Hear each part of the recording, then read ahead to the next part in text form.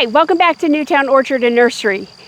There is not one right way or one best way to make compost. Come with us today and we're going to show you some options. Composting is really nothing more than breaking down organic material.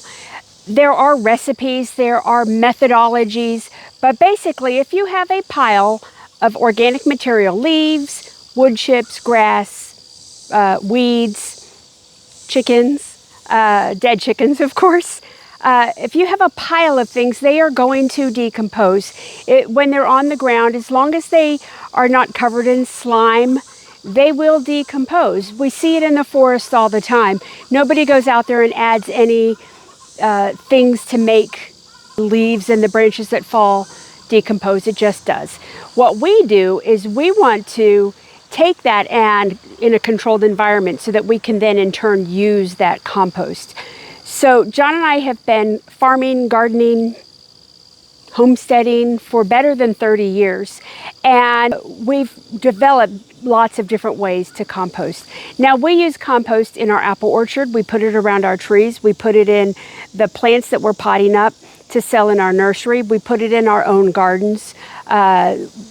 It's just something, it's so nutrient dense that the more compost we use, the less synthetic fertilizers we have to use. And we really don't want to use synthetic fertilizers at all if we don't have to. And then the healthier your soil is, then the healthier your plants will be. So we really, long time ago, we talked about we're not really plant farmers or tree farmers, we're dirt farmers. And we've shown many videos. We have a video on making char, and we use that in our planting beds. We have a video on hugelkultur, and we'll show you that. Those are all different ways. Today, I'm going to show you a few different ways that you can make compost on your farm. The one that we're going to highlight today is what's called lazy man's compost. That's what my friend calls it. And that's what this is here. And we're going to show you, this is the finished product.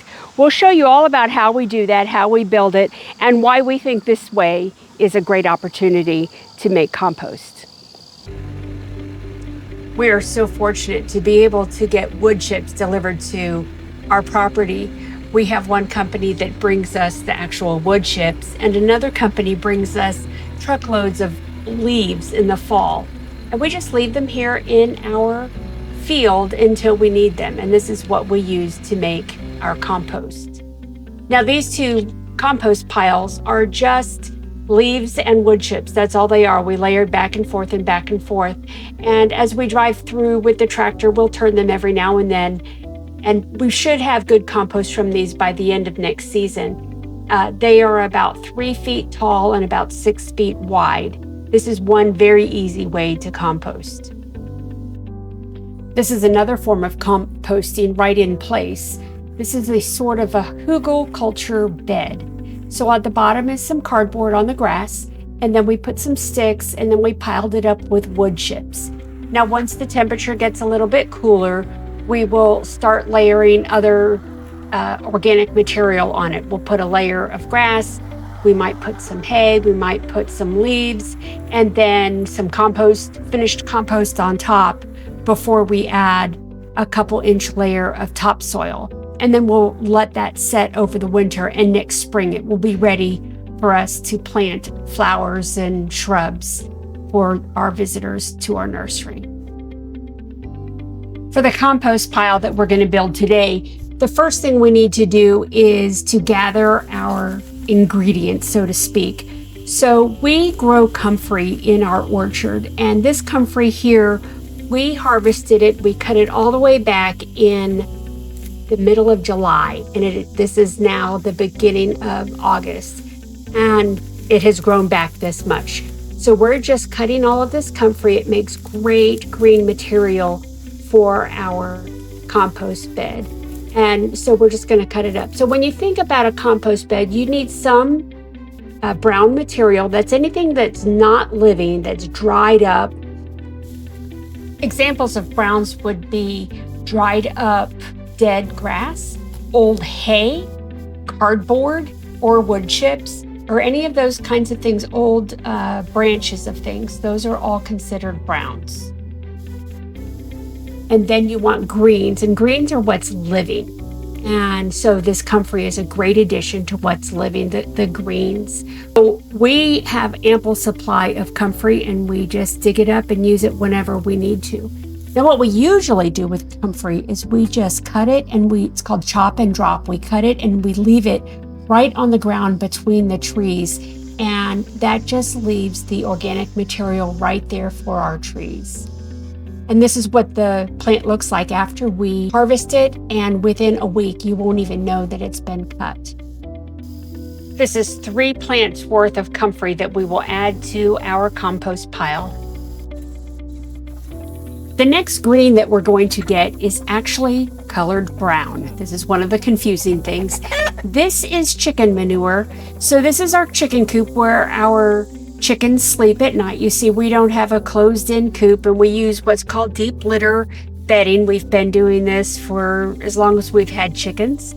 And we put pine shavings or hay or straw on the ground, and they just poop into it and scratch it up and decompose it. So there's very little straw left. This has already really been pre-composted by the chickens. But we're going to collect some of this, and we're going to use it as green matter in the compost bin. And because it's already pretty much been composted, it will also be an activator. It will just give the browns a little bit more oomph, so to speak, so that they can break down a little bit faster. This is more important, especially since we're not going to turn this bed that we're creating now. So the pre-composted chicken manure, which is very, very high in nitrogen, will balance out all of the wood chips that we will be adding. And here's a close-up view of the chicken manure that we will be adding to our compost pile. Our greens are all in place. We've got the comfrey, the chicken manure, and then we have some grass clippings from when we mowed yesterday. Now it's time to collect the browns for our compost. The first thing we're gonna do is get a scoop of these leaves that have been sitting here since last fall. So they're already broken up and they're pretty small. We'll add those. The leaves have been dumped, and now it's time to go back to the other side of the property and get some wood chips. So we're gonna get a scoop of wood chips. I would bet by the end of the day we're gonna need at least 2, maybe even 3 piles or scoops of wood chips. And these are pretty fresh. They were dropped off about a month ago. Thank goodness we have this tractor. Before we had it, we used to have to pitchfork this or shovel it and use a wheelbarrow. This is much more convenient. So now that we have all of the material collected, we need to create our frame that we're going to put the compost in. And we use this metal grate. It's for concrete reinforcement. It is significantly cheaper than using cattle panels. And yes, it's rusty, but we're okay with that. What we're gonna do is we're gonna use the concrete form and make a cylinder. And then we're going to use this chicken wire, and we're gonna make another cylinder, much, much smaller diameter, that's gonna fit on the inside. So we're gonna if you looked at this compost pile from the top, it would kind of look like a donut with a big hole in the middle. And so we're using this chicken wire to make that hole so that the material that we put in the compost bin into the pile doesn't make into one great big pile, that there's some airflow down the middle. The next step is just to bend these little tabs around to hold the form in place. And so this will make it so that the concrete mesh will form a column. We did not film making this center column, but it's just a column out of chicken wire, and we're putting it into the middle of our compost pile, and we're not using anything to hold it up. As we add the organic material, it will hold it all in place. So now it's time to actually build the compost pile. We are layering browns and greens and browns and greens, and we're really not overthinking it too much. We don't want very thick layers of, say, the grass, because they can get slimy. It gets what's called anaerobic, which means that oxygen can't get into it. And our wood, everything, we haven't had rain in probably 2 weeks, so everything was really dry. So we added water to the tractor bucket to get those wood chips really wet.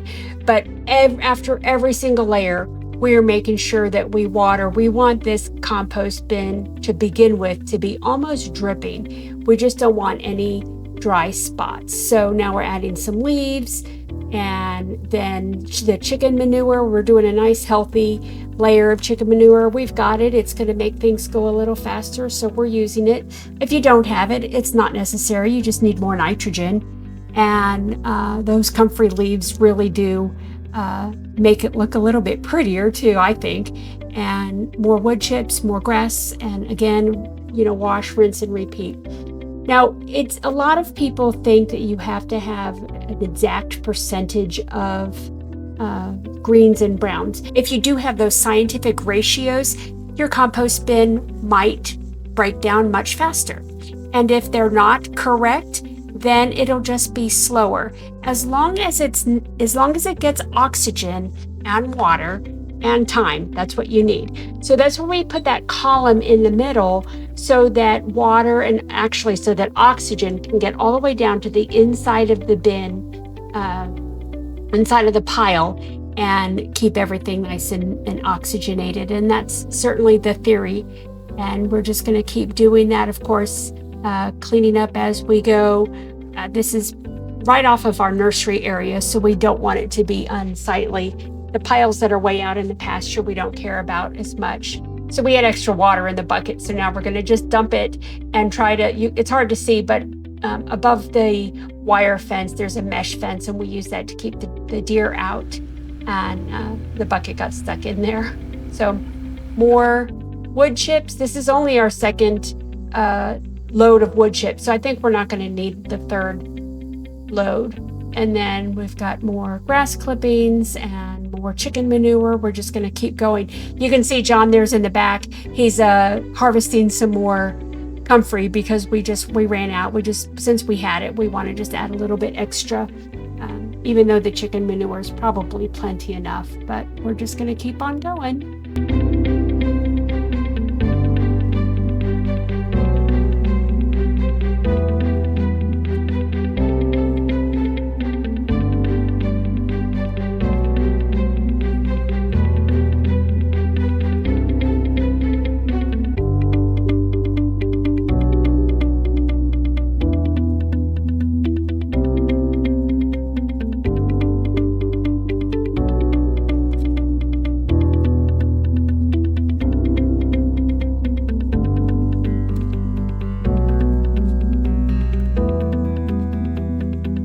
We're filling this column all the way to the top. Actually, we're even overfilling it a little bit, but it will certainly settle down. It will decrease in size probably within the next 2 weeks. So John's just filling another bucket of wood chips so that we can just top it off.